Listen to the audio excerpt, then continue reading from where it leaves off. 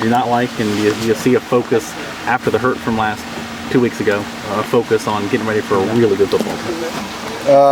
Well, I mean, the biggest thing I saw was a team that hadn't practiced in 2 weeks. They were sloppy, and really pretty disappointed with their first day, to be honest with you. And it'll take a lot better focus and a lot better energy than what we had today. But they got a lot going on, and they've been off for 2 weeks, and I was just a little disappointed with the focus of a few guys. It's not a lot of guys that did a great job, but there's in a team setting, it don't take but a few to really be a distraction and bring you down. So I had a little bit of that today, a little bit of that, just kind of the cobwebs of getting back going syndrome. But I'm glad to get back out on the field and get back started with them. Coaches, we've had an opportunity to get started from a planning standpoint. This is a big week for us. It's a huge week. There's a lot going on for the coaches and the players, and we got a lot to balance. The players have got finals, so we've got a lot going on from that standpoint. We got to balance our practice schedules, and meeting times, around those finals. And then, we still got a lot of recruiting going on. So there's just a lot to juggle this week, but this is a huge week. It's very important that between now and next Saturday that we get a lot done.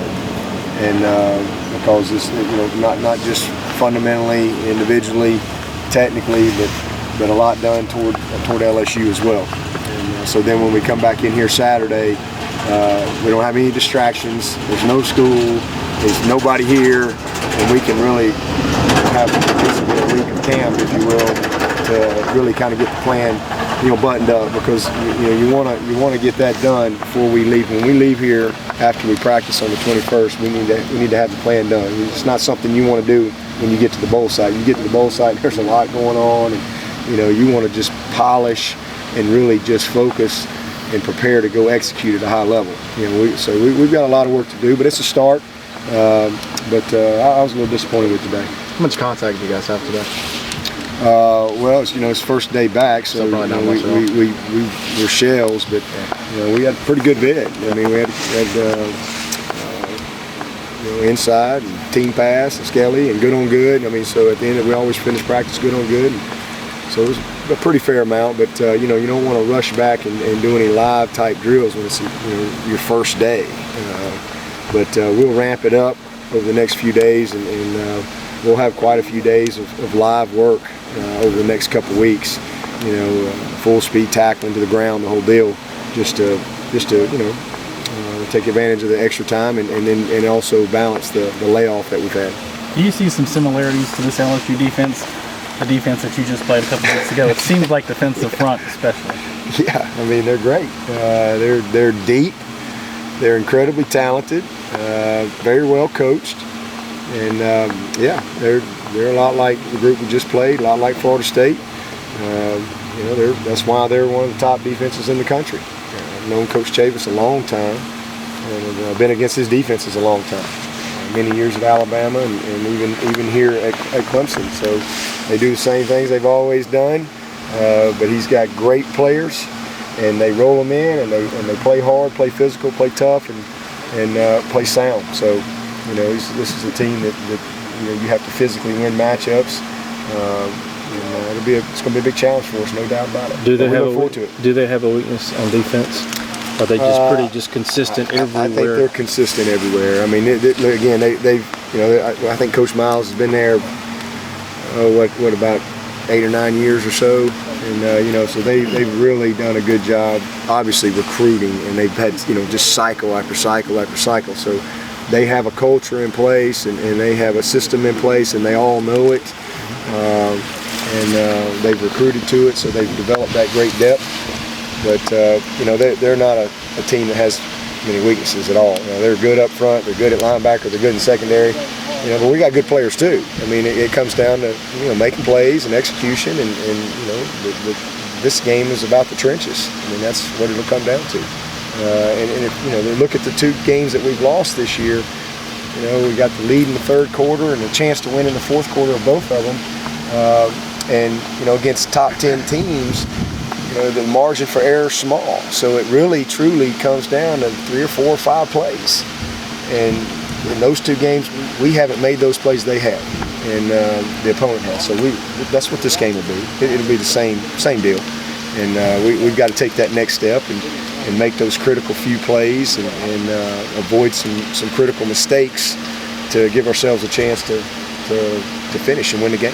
Coach Travis Franks is named second-team freshman All-American today. Where do you feel like he's progressed this season since he's arrived on campus? And I think Newt got second-team All-American, so proud of him too. But Travis he's had a great year. I mean, sometimes you just forget he's a true freshman, and he's just like a sponge.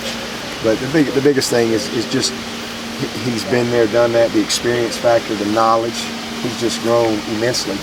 From when he got here and was just trying to figure it out last spring. So he's almost like having a guy going in his junior year. That's really kind of how I would perceive him now going into spring ball. So I'm excited about his future. We'll bump him back to safety. We managed him well this year, I think. We tried to just develop him in a certain role. Safety is a position that's there's some complication to it, and he's going to be a great fit for that.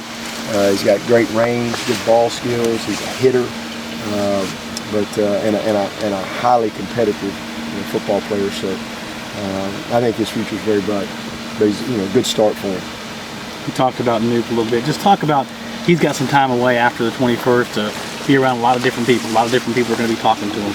Do you have a conversation with him about his future here?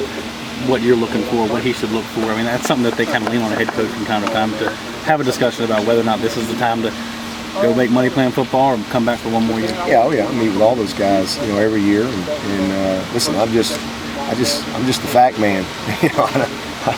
Here's the facts, here's what people say, here's your decision, and then my role is to support them in whatever decision. If they want my opinion, I'll give it to them. But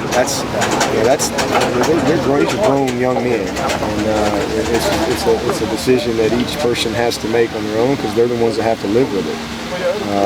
But you use examples, your past experiences.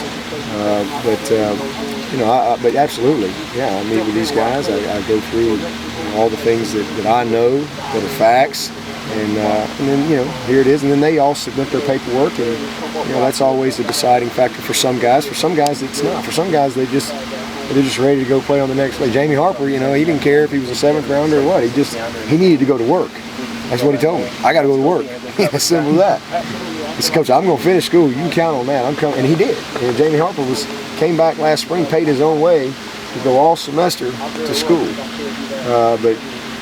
In his situation, everybody's situation is different. I need to go to work, and you support him in that. You didn't ask my opinion, and that's every person's right.